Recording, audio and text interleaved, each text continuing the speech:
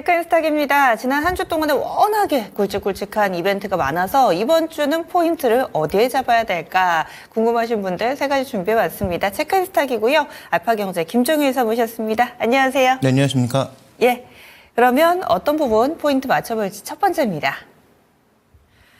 트럼프 랠리가 지속될까? 이 비트코인이 8만 달러를 잠시 넘어서기도 했었고 S&P 500은 이 6천 포인트를 넘어서면서 또 다우와 함께 사상 최고치를 쓰기도 했습니다. 전 세계적으로 트럼프 랠리, 물론 우리는 약간은 분위기가 다르기는 하지만은 이런 상황이 계속 지속될 것인가? 어디에서부터 짚어봐야 될까요, 이사님? 네, 일단 뭐 기본적으로 트럼프 랠리의 속성이 무엇인지에 대한 판단이 가장 중요하다고 보는데 어쨌든 뭐 기대감이 존재하는 거겠죠. 그래서 뭐 법인세도 낮춰줄 거고, 그 다음에 뭐 기존에 트럼프가 일기 때 보여주었던 그 친기업적인 면모, 이런 것들이 좀 부각되면서 어떻게 보면 미국 증시나 우리 증시나 내년도 조금 우리가 낮춰봤던 것, 전체적인 그 전망을 낮춰봤던 핵심 포인트는 뭡니까? 기업이익이 떨어진다라는 거거든요. 근데 기업이익이 떨어지는데 거기다 대고 법인세를 낮춰준다고 하니 그러면 그것으로 인해서 플러스 되는 부분이 있잖아요. 그 다음에 또 시장에서 지금 당장은 뭐 어떻게 될지 모르지만 관세 이런 거 뭐 못하지 않을까. 왜냐하면 그 내부적인 정책으로도 서로 계속 충돌되는 게 많아서 관세는 부여한다고 하고 물가는 낮출 수 있는 방법은 뭐가 있나 이런 여러 가지 생각들을 해보면 결국은 트럼프가 실제로 할 수 있는 트럼프 당선자가 할 수 있는 정책적인 요소가 시장에 악영향을 미치는 건 별로 없고 규제 풀어주고 법인세를 깎아주면서 오히려 긍정적인 부분이 있지 않을까라는 기대가 나타나고 있는 것 같아요. 그다음에 또 하나 이제 중요한 것은 뭐 유동성의 흐름이라고 봐야 될 텐데 지금 중국도 이제 돈 풀기를 본격적으로 시작했잖아요. 그 다음에 이제 일본은 조금 주춤하고 있지만, 금리를 내리기 시작하면서 미국과 유럽 쪽의 유동성도 조금은 풀리는 듯한 그런 양상이 전개되고 있다는 얘기가 나오고 있는데요. 준비된 그림으로 한번 확인을 해볼까요? 자, 이제 저게 중국과 미국과 유럽의 전체적인 유동성, M2의 증가율이라고 봐야 될 텐데, 전부 이제 방향성 자체는 턴을 하고 있다는 거죠. 그러니까 여러 가지 정책적인 이슈라든지, 그 다음에 그동안 방만하게 뿌렸던 유동성을 거둬들여가는 과정에서 특히 이제 선진국 중심으로 유동성이 축소되는 모습이었고 이것이 이제 외부 쪽에서 유동성이 들어오거나 내부적으로 장단기의 어떤 시차를 통해서 계속 유동성을 공급해주는 모습이어서 실제 유동성의 변화는 없었지만 M2 증가율은 떨어지는 모습이었는데 지금은 금리를 내리기 시작하면서 미국이나 유럽이나 모두 다시 유동성이 좀 증가하는 모습, 그러니까 유동성의 총량, 통화량의 총량이 좀 증가하는 모습을 보여주고 있고 그다음에 뭐 중국은 대규모의 자금을 투입할 것으로 보이니 뭐 5년간 2,000조라고 하는 막대한 자금을 투입할 것으로 보이니 이런 요소들 자체가 일단 유동성이 공급되는 그 긍정적 효과를 먼저 선반영하고 있는 것이다라고도 볼 수 있는 거죠. 다만 그 자산 배분에 있어서는 뭐 다 아시겠지만 뭐 한국이나 이런 이머징 자산에 배분하기보다는 상대적으로 지금 가장 강한 미국 자산에 배분할 수밖에 없는 거고 그 다음에 우리가 이제 소위 그 패시브로 배분한다고 했을 때도 시가총액이 미국이 계속 커지고 있는 상황이니까 자연스럽게 그쪽으로 배분이 높아질 수밖에 없는 상황이에요. 그래서 미국 증시는 더 급하게 올라가고 있는 상황이 전개되고 있고 오히려 소외된 증시가 더 흔들리는 그런 모습을 보여주고 있는 거죠. 그래서 다음 준비된 그림 보시면 지금 월드 인덱스 같은 경우에도 우리가 흔히 얘기하는 이 확률 변수로 아래 위 2시그마를 잡으면은 이게 전체 변동성 안에 들어온다. 그러니까 아래 위 아주 극단적인 5%를 빼고 전체적인 어떤 그 그림 안에 들어온다라고 해서 이제 2시그마를 중심으로 해서 전체 변동성을 측정하는 그 밸류에이션 지표들이 있는데 저기서 보시면 지금 월드 인덱스도 거의 2시그마의 그 상단으로 가고 있고 미국은 이미 상단까지 갔단 말이죠. 물론 여기 왔다고 해서 그 꼴이 5%가 없는 건 아니니까 더 갈 수도 있죠.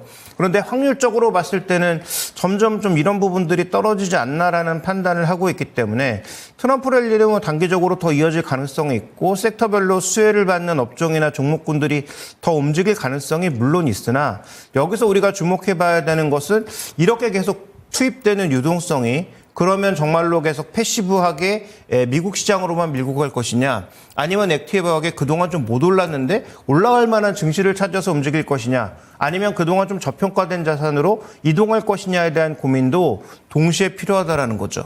그래서 결론적으로 드리고 싶은 말씀은 지난주 금요일도 비슷한 말씀을 드렸던 것 같은데, 미국 증시는 이제부터 더 늘려갈 시기가 아니고 조금씩 뭔가 변화가 나타나는 업종이나 뭔가 조금 기술적으로 흔들리는 업종에 대해서는 내려놓을 때가 되지 않았나라는 판단이고, 반대로 한국 증시는 여전히 두 가지 전제 조건이 남아있으나 이제 서서히 조금 관심을 가져야 될 시기가 아닌가?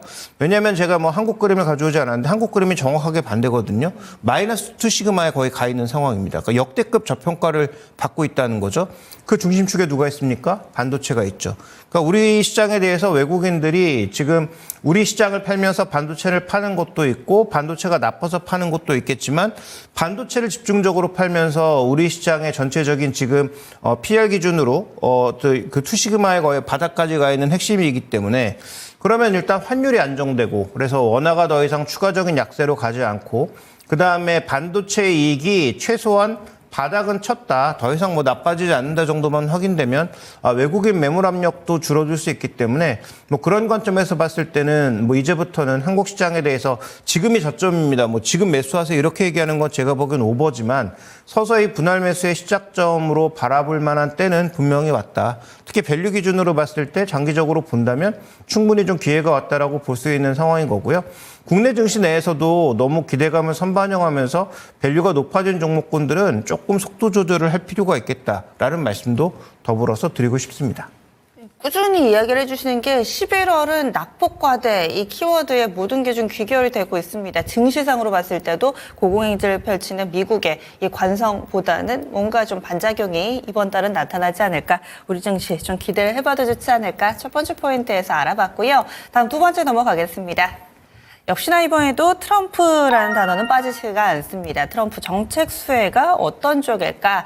전 세계적인 기조죠. 트럼프 트레이드 이어지면서 지난주 마지막 거래 미국 증시에서는 이 뉴스케일 파워가 부진한 실적이었습니다. 실적 정말 안 좋았는데 트럼프 당선인이 이 원전을 키우겠다라는 얘기를 하면서 주가가 13%나 급등하기도 했습니다. 국내에서도 트럼프 트레이드 분위기는 여전히 이어지고 있는데요. 과연 수혜 섹터가 어디일까? 연속성을 보여줄 쪽은 어디일까? 수혜주라면 4년 내내 관심을 가져야 될 텐데 어떤 섹터 먼저 볼까요? 네, 일단 뭐 조선방사는 뭐 다 알고 계시고 너무 많은 얘기들이 나오고 있고, 저는 뭐 숫자를 좀 더 확인해야 된다는 입장이기 때문에 뭐 두 업종에 대해서는 뭐 더 드릴 말씀이 없어요. 이제 각자 판단에 알아서 맡기시면 될 것 같고, 저는 일단 뭐 방산 관련주 중에서는 뭐 최근 들어서는 LG 넥슨, 뭐 한국항공우주 정도만 말씀을 드리고 있고, 그 다음에 또 지금 조선업종 쪽에서는 종목 선택이 그동안 HT한국조선해양이었는데, MRO 얘기가 나면 당연히 뭐 하나오션이나 HT한국 현대중공업으로 갈 수밖에 없기 때문에 뭐 그런 종목군들이 상대적 강세를 보이고 있다는 오케이. 그러면 그 외 업종들에 대해서도 우리가 정말 그 두 업종만이 수혜인가, 나머지는 뭐 수혜가 없을 것인가에 대한 고민이 필요한데, 뭐 당연히 CDMO를 축으로 해서 바이오도 수혜가 되겠죠. 근데 오늘 하나증권의 리포트를 보면 조금 뭐 재밌는 얘기가 나와 있어서 가져가 봤는데요. 아까 이제 얘기했던 세금 부분, 세금을 만약에 고쳐주면 누가 제일 수혜를 받을까? 그 부분을 이제 업종별로 정리한 것인데, 보시면 경기소비재 안에서 또 뭐 산업재 이런 것들의 이익 그 기여도가 굉장히 높아질 걸로 보고 있는데요. 지금 트럼프가 1기 때, 2기 때 계속 주장하고 있는 핵심 포인트는 결국 메이크 아메리카잖아요. 그다음에 뭐 그레이트 어게인이라고 했는데 그레이트 어게인이 뭐 될지는 뭐 지켜봐야 될 것이고, 어쨌든 메이크 아메리카라고 했으니까 메이크 아메리카를 하려면 뭘 해야 되냐? 공장이 없다는 거죠. 공장을 만들어야 되는데 공장을 만들기 위해서 필요한 건 뭡니까? 결국은 산업재라는 거죠. 그래서 그런 산업재들의 전반적인 이익이 법인세를 낮춰주는 것만으로도 좋아지는데, 메이크 아메리카라면서 산업재 쪽에 전반적으로 뭔가 더 힘을 올려줄 수 있겠다라고 본다면, 그러면 뭐 미국 시장의 산업재에 투자하는 것도 하나의 방법이지만, 미국 시장의 산업재는 전혀 저평가받은 게 없기 때문에 우리 시장으로 조금 눈을 돌려서 업종별로 살펴봤을 때, 그러면 이런 미국의 정책적 효과의 상관계수가 어떻게 움직이고 있을까를 좀 살펴봤더니, 산업재에 이제 투자를 많이 하면, 다음 준비된 그림 보여주시면 산업재에 투자를 했을 때 업종별로 어느 정도의 상관계수가 나타나나 봤더니, 지금 뭐 조선, 그다음에 뭐 여기 우주항공과 국방 여기도 들어가고요. 그다음에 뭐 석유가스, 그다음에 뭐 전기전력 뭐 이런 여러 가지 업종들이 다 포함되어 있어요. 그래서 뭐 그동안 말씀드렸던 여러 가지 업종들이 그 안에 다 포함되어 있는데 그러면 이 중에서 미국이나 해외 비중이 높은 종목군들은 뭐가 있을까를 또 한번 추려봤더니 다하나증권 자료입니다. 그래서 다음에 준비된 그림 보여주시면 이제 종목별로 흐름이 나오게 되는데 HD현대건설기계를 포함해서 두산에너빌리티, HD현대일렉트릭 이런 종목군들이 전체적으로 해외 비중, 매출 비중이 높더라라는 거죠. 그러면 이재만 연구원의 그 전반적인 논리는 결국 이겁니다. 트럼프가 되면서 메이크 아메리카를 법인세를 낮춰주고 여러 가지 긍정적 효과를 주면 산업재에 대한 투자가 좀 더 늘 거고 산업재 캐펙스가 늘 때 상관계수를 봤더니 이런 업종들 그 안에서 상대적으로 외국 비중, 미국이나 외국 비중이 높은 종목군들을 추려봤더니 이러이러한 종목군들이 있더라라는 거죠. 그래서 저는 뭐 이게 맞고 틀리고를 떠나서 논리적으로는 충분히 설명 가능한 부분이라고 보고 있기 때문에 뭐 해당 리포트는 한번 일독을 하셨으면 좋겠고 그다음에 관련된 종목군들의 뭐 최근 수급이라든지 전반적인 실적 내용들에 대해서는 한번 좀 주의 깊게 바라볼 필요가 있겠다. 그래서 저는 뭐 벌써 11월 중순으로 가고 있으니까 이제 뭐 25년이 뭐 눈앞에 다가왔다라고 해도 되는데 올해를 어떻게 정리할까도 중요하지만 내년도에 무엇을 봐야 되느냐에 좀 더 초점을 맞춰본다면 저기 속해 있는 종목군들 중에서 주가가 미리 오르지 않은 종목군들 그중에서 좀 실적이 내년도에도 올라올 수 있는 종목군들을 압축하는 게 필요하지 않을까라고 보고 있고요. 뭐 그런 측면에서 보면 뭐 산업기계 쪽 이런 종목군들이 조금 더 지켜볼 여지가 있지 않느냐. 그다음에 거기다가 우리나라 산업기계들은 중국 비중도 꽤 있기 때문에 중국도 지금 부양책을 쓰면서 부동산 시장의 신규 매수자들이 일선 도시를 기준으로는 서서히 나타나고 있다는 지표들이 올라오고 있거든요. 뭐 그렇게 본다면 중국도 최악은 벗어났다 정도 좋아질 뭐 가능성은 지켜봐야 될 것 같고 그다음에 미국에서 추가적으로 이런 여러 가지 산업재들이 올라올 가능성이 있다라는 점을 고려해 봤을 때 저는 뭐 그렇게 본다면 충분히 이들 업종 내에서 상대적으로 좀 덜 어려운 종목군들에 대한 관심이 필요하지 않을까 좀 이렇게 보고 있고요. 또 이들 종목을 굳이 뭐 우크라 뭐 재건 이런 데 끼워 넣지 않는다고 하더라도 그 실제로 미국의 산업재해 회복 그다음에 중국의 부동산 회복 이런 쪽의 수요를 받을 수 있기 때문에 거기에 좀 더 포커스를 맞추시는 게 좋을 것 같습니다. 설명을 잘 해주셔가지고 오늘 레포트를 쫙 다 읽은 것 같아요. 그리고 그 이야기를 따라가 보니까 그 논리에 끄덕끄덕하게 됩니다. 이런 부분들을 생각을 못했는데 트럼프 정부 들어서서 이쪽 산업재 쪽에서의 이 법인세와 관련된 효과가 클 것이고 이럴 경우에 국내에 수혜주는 어떤 게 있을 것인가 좀 상관관계에 대한 분석이었고요. 쭉 보니까 화면에 나간 종목군들 가운데 뭐 전력설비나 이쪽은 이미 많이 오른 거 아니야 하실 텐데 건설 중장비 쪽 상대적으로 좀 덜 올라서 같은 투자 아이디어 상에서 관심을 가져봄직하다 의견을 주시네요. 다음으로는 마지막 포인트 넘어가겠습니다. 마지막으로는 지난주에 뜨거웠습니다. 우주항공하고 뭔가 좀 접점에 있는 이런 통신장비주들이 바닥에서 올라오는 모습을 보여줬습니다. 이것이 일시적일 것인가 아니면 조금 더 우리가 다른 시각으로 이제는 좀 봐도 좋을 것인가 어떤 의견이신가요?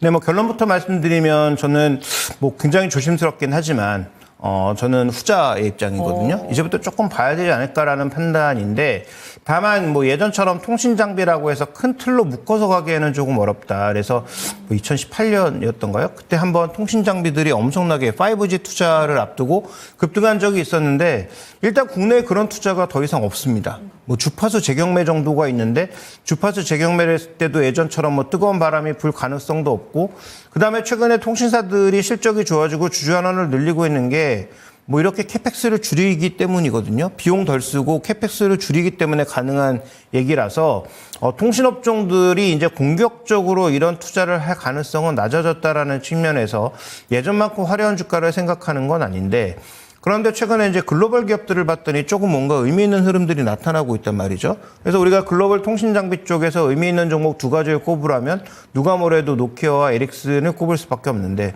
준비된 그림 보시면 우리나라 종목군들은 뭐 계속 조정받으면서 코스닥보다도 더 빠진 상황이에요. 그래서 주요 종목군들이 고점 대비해서 뭐 많이는 뭐 이런 얘기 하지 않겠습니다. 어쨌든 고점 대비해서 엄청나게 많이 빠졌는데 네. 일단 지금 우리나라 주요 종목군들 그래도 유니버스 안에 들어갈 수 있을 만한 종목군들과 상단 종목이라고 볼 수 있는 에릭슨하고 비교해 봤더니 에릭슨 같은 종목군들은 7월 이후에 오히려 강세를 보이고 있다는 거죠. 그러니까 글로벌 통신 장비의 강세는 두 가지 이유라고 볼 수가 있겠는데 갑자기 뭐 통신 장비가 좋아졌을 이유는 없고 유럽이라든지 미국이라든지 이런 나라들이 다 아시는 것처럼 가면 솔직히 LTE도 잘 안 됩니다. 그다음에 뭐 3G 플러스 정도의 속도로 생각할 수밖에 없는, 그래서 뭐 유튜브나 이런 거 볼 때 툭툭 끊어지고, 그다음에 뭐 인터넷 같은 것들도 잘 안 되는 경험은 뭐 가서 많이 해보셨을 텐데요. 뭐 주요 도시 내에서는 되지만 조금만 뭐 외곽으로 벗어나도 잘 안 되는 경험은 아마 다 해보셨을 텐데, 이게 아무래도 이제 유럽이라든지 이런 쪽에 여러 가지 이유로 광통신 투자가 잘 안 돼 있다는 거죠. 그러니까 무선 투자도 어느 정도 되어 있지만 무선 투자를 또 뒤에서 백업해 줄 수 있는 그런 백본망이나 아니면 유선망 투자, 이런 광통신 투자가 충분히 되어 있어야 되는데 이런 것들이 잘 안 되어 있다는 얘기예요. 그래서 실제로 유럽이나 이런 쪽에서 다시 이런 것들이 좀 늘어나면서 실제로 기본적인 통신 장비인 에릭슨이나 노키아들의 주가가 올라가고 있고, 그다음에 이들이 실적이 안 좋아지니까 이들이 대대적인 구조조정을 통해서 비용 통제를 하고 있단 말이죠. 그러면서 이들은 실적이 좀 좋아졌으니 실제로 7월까지는 고만고만했는데 7월 이후부터는 글로벌 업체들은 좋아지고 우리나라 기업들은 뭐 더 빠지는 그런 모습이 연출되고 있다라는 거죠. 그런데 주목해 볼 점은 이것도 결국 뭐 트럼프와 연결할 수밖에 없는데, 트럼프가 되고 나서 살펴봤더니 다음에 이제 준비된 그림 보시면 미국의 광통신 보급률, FTTH의 보급률은 어느 정도 될까 했더니 OECD 평균의 절반에도 못 미치는 20% 수준이란 말이죠. 우리나라나 일본이 거의 90% 육박한다는 걸 고려해 봤을 때 좀 미국은 좀 처참하다는 수준이라는 거죠. 그래서 물론 미국이 지역적으로 인구가 굉장히 드문드문 살고 아예 사람이 안 사는 지역들이 있기 때문에 거기까지 뭐 광통신을 깔 이유는 없고, 광통신을 깔아서 이게 이제 이익이 별로 되지 않는다라는 생각 때문에 깔지 않았을 테지만 최근 들어서는 AT&T나 뭐 버라이즌이나 이런 기업들이 광통신 투자를 일부 하고 있단 말이에요. 그렇다면 우리나라에서 이제 관련된 레코드가 있었던 기업들이 과거에 있었죠. 뭐 대한광통신이나 오이솔루션이나 이런 기업들이 있었는데 이런 기업들이 최근 들어선 거래가 뭔가 조금씩 발생하고 있는 듯한 모습들이에요. 그 다음에 이제 김홍식 연구원, 하나증권 김홍식 연구원 자료를 보면 계속 얘기가 나오는 게 내년에 이제 뭐 미국도 주파수 경매가 있고 우리도 주파수 경마가 2026년에 있는데 이런 모멘텀들을 받아서 일대 조금씩 움직일 만한 때가 되었다. 뭐 이런 얘기를 벌써 올해 한 7월부터 꾸준하게 해주고 계신데, 그런 얘기들을 한번 종합해 본다면 이 종목군들도 주가가 너무 많이 빠져서 예전에 비싸서 굉장히 부담스러웠다면 지금은 싸진 않지만 그래도 적정 가격 정도로 내려온 상황이니까, 그러면 업황 회복만 있다면 주가가 좀 탄력적으로 움직일 수 있는 계기는 나타난 거죠. 근데 가장 민감하게 움직이는 게 거래량이라는 걸 본다면 최근 들어서 좀 꾸준하게 발생하고 있는 거래량은 대장주인 뭐 솔리드, RFHIC, 그다음에 이노와이어리스, 뭐 오이솔루션 이런 종목군들을 중심으로 우리가 한번 좀 지켜볼 필요가 있지 않나. 그래서 지금은 뭐 이 종목들에 대한 관심보다는 관심 종목 안에 한번 넣어두고 어떻게 움직이는지를 한번 관측해 볼까 정도는 충분히 의미가 있지 않나, 이렇게 좀 보고 있습니다. 조금 전에 차트에서 광통신 보급률 보여주셨잖아요. 국가별로. 여기서 광통신은 그 통신선을 깐 그 육상만 따지나요? 왜냐하면 미국 같은 경우는 스타링크가 좀 더 우리나라보다 보급이 많이 돼 있을 것 같아서요. 네, 근데 일단 스타링크가 기본적으로 느리고요. 그 다음에 이제 스타링크를 쓰는 사람들은 굉장히 이제 지역적으로 뭔가 고립되어 있어서 뭐 광통신망이나 기존의 이제 무선 통신망으로 연결되기 어려운 지역들이 쓰고 있는 거고요. 이게 생각보다 이제 뭐 미국 거라 그런지 모르겠지만 굉장히 비용 비싸거든요. 그래서 우리 돈으로 한 달에 한 14만 원 정도 하는 거니까 그 비용이 이렇게 만만한 비용은 아니에요. 그래서 정말로 이제 외딴 지역에서 인터넷을 쓰고 싶은 분들이 이제 그런 것들을 많이 이용하는 것으로 알고 있는데, 그다음에 이제 그 말씀드렸던 이 FTTH 광통신망은 결국 지중으로 깔리는 거잖아요. 뭐 지상으로 깔릴 수도 있겠지만, 그래서 이런 투자가 최근에 늘고 있는 것은 미국 시장의 인터넷 속도가 생각보다 굉장히 낮기 때문입니다. 그래서 이걸 끌어올리기 위한 노력도 필요하다는 거죠. 아무리 뭐 엔비디아나 여러 기업들이 투자를 해서, 엔비디아는 아니죠, 마이크로소프트 이런 기업들이 투자를 해서 대규모의 데이터 센터를 만들었는데 인터넷 속도가 모바일을 제외하고 유선통신망이 굉장히 낮으면은 아무 의미가 없는 거 아니겠습니까? 그래서 그런 차원에서 지금 짓고 있는 여러 가지 그 데이터 센터들을 뒤에서 백업해주는 역할, 혹은 뭐 정보 처리를 하는 역할에 있어서도 무선만으로는 당연히 부족하고 유선망을 좀 더 확충해야 되는 부분들이 분명히 있기 때문에 최근 미국 통신사들이 이런 광통신망의 확충을 일부 하고 있다 정도를 보시면 저는 뭐 그 부분은 충분히 조금 우리가 의미 있는 부분으로 바라봐야 되지 않을까라고 보고 있고 최근에 이제 오이솔루션 같은 회사가 결국은 이 광트랜시버 그래서 광신호로 바꿔주는 역할을 하는 기계를 만드는 쪽이니까 뭐 그런 쪽의 수요가 좀 늘어나지 않을까 정도를 계속 한번 눈여겨볼 필요가 있겠다 이렇게 말씀드리겠습니다. 네, 스타링크는 스타링크고 또 5G, 6G 이 육상에서 빠른 이 통신망이 완성이 돼야 그다음 자율주행이라든지 다음 세대의 산업들이 좀 발전을 할 수 있는데 미국에서도 투자가 조금 이루어지지 않을까라는 기대와 함께 통신 장비 예전에는 정말 미운 오리 새끼였다면 이제는 좀 백조로 거듭날 수 있을 것인가 여기에 또 관심을 가져주시기 바랍니다. 지금까지 세 가지 포인트 알아봤습니다. 체크앤스탁이었습니다.